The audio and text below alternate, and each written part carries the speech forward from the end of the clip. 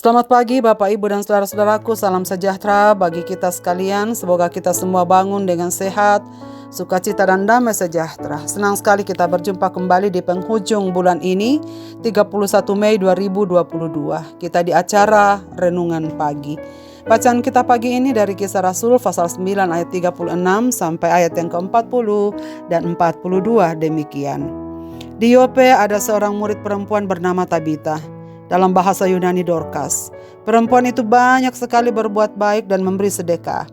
Tetapi pada waktu itu ia sakit lalu meninggal.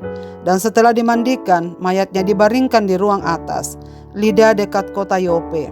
Ketika murid-murid mendengar bahwa Petrus ada di Lida, mereka menyuruh 2 orang kepadanya dengan permintaan, "Segeralah datang ke tempat kami." Maka berkemaslah Petrus dan berangkat bersama-sama dengan mereka. Setelah sampai di sana ia dibawa ke ruang atas dan semua janda datang berdiri dekatnya dan sambil menangis mereka menunjukkan kepadanya semua baju dan pakaian yang dibuat Dorcas waktu ia masih hidup. Tetapi Petrus menyuruh mereka semua keluar. Lalu ia berlutut dan berdoa. Kemudian ia berpaling ke mayat itu dan berkata, "Tabita, bangkitlah." Lalu Tabita membuka matanya dan ketika melihat Petrus, ia bangun lalu duduk. Peristiwa itu tersiar di seluruh Yope dan banyak orang menjadi percaya kepada Tuhan.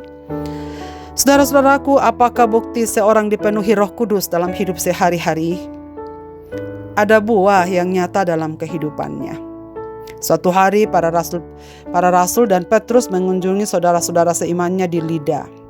Ternyata di sana ada seorang yang bernama Eneas, sudah 8 tahun menderita lumpuh.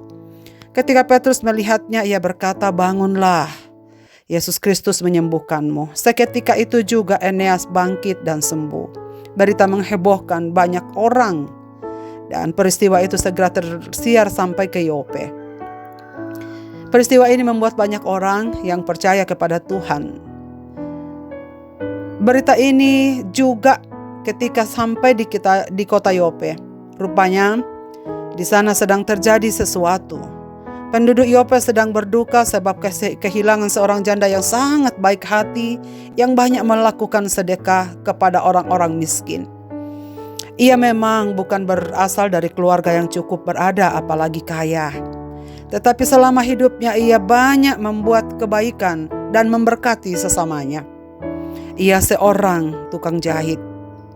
Ia seorang janda, tapi ia tak menggunakan kemampuan menjahitnya untuk mencari keuntungannya bagi dirinya sendiri dan untuk memenuhi kebutuhan hidupnya sehari-hari. Ia menggunakan tangan lincahnya dan terampil menjahit pakaian-pakaian untuk sesama para janda yang miskin yang tentu tak sanggup membayar tukang jahit. Suatu hari janda yang baik ini mengalami sakit dan membawanya pada kematian. Ketika rekan-rekannya mendengar bahwa Petrus ada di Lida lalu menyembuhkan Eneas, telah melakukannya di sana, maka mereka pun meyakini bahwa Petrus pun dapat membangkitkan orang yang baik ini. Itulah sebabnya mereka berusaha meminta Petrus untuk datang ke Yope. Dan akhirnya Petrus merespon dengan sangat baik. Mayat Tabita atau Dorcas memang telah mereka mandikan, tetapi mereka tak mau menguburkannya hingga Petrus tiba. Ketika Petrus datang, para janda-janda yang telah mengalami kebaikan dari Tabita bersaksi sambil menunjukkan pakaian dan baju-baju yang dijahit oleh Tabita sambil menangis. Lalu Petrus menuju tempat di mana ia dibaringkan. Petrus berlutut di sampingnya dan berdoa.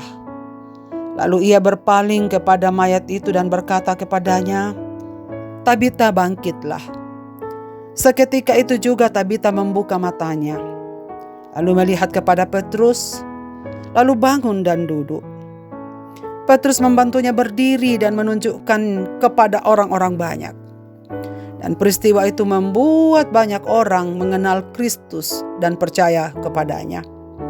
Saudara-saudara yang dikasihi Tuhan, bukti kuasa Roh Kudus memenuhi hidup seseorang adalah ada buah-buah dari imannya. Dorcas mewujudkan kerajaan Allah di bumi, bukan karena ia mempunyai kekayaan yang melimpah dan rajin berkhotbah, tetapi ia memberikan apa yang bisa dilakukan bagi sesamanya. Ia berkhotbah melalui perbuatan kasih yang dilakukannya bagi sesamanya manusia dalam kelemahannya. Apa yang dilakukannya ternyata menjadi alat bagi kemuliaan Allah. Oleh karena kebaikan Dorcas, sehingga orang-orang di sekitarnya tak rela kehilangan dirinya, maka mereka berusaha supaya Dorcas tetap ada di sekeliling hidup mereka. Ia dirindukan banyak orang. Kehadirannya sangat berarti bagi sesamanya, khususnya kepada mereka yang kekurangan dan sedang susah hati. Saudara-saudaraku, kita yang sudah percaya kepada Kristus, apa yang telah kita lakukan? Hari ini kita belajar bahwa apa yang dilakukan Dorcas menjadi teladan bagi kita. Kita dapat melayani Tuhan dengan hal-hal sederhana yang dapat kita lakukan dalam hidup kita. Sebab Tuhan selalu menuntut bukan sesuatu yang tak dapat kita lakukan atau terlalu besar untuk kita jangkau. Tetapi Ia meminta apa yang bisa kita lakukan untuk memuliakan namanya. Lihatlah kepada seorang Dorcas. Ia menggunakan gunting di tangannya menjadi alat kemuliaan Tuhan. Talenta apapun di tangan kita, saudara sekalian, kita bisa menjadi sarana mengharumkan nama Kristus dan menjadi alat untuk memuliakan namanya.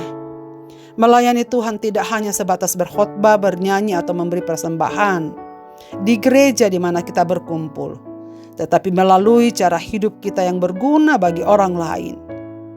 Bila kita lakukan dengan tulus, menolong sesama melalui hal-hal kecil sekalipun dapat bernilai besar bagi kemuliaan Tuhan. Dengan demikian, kehadiran kita akan selalu dirindukan dimanapun kita berada.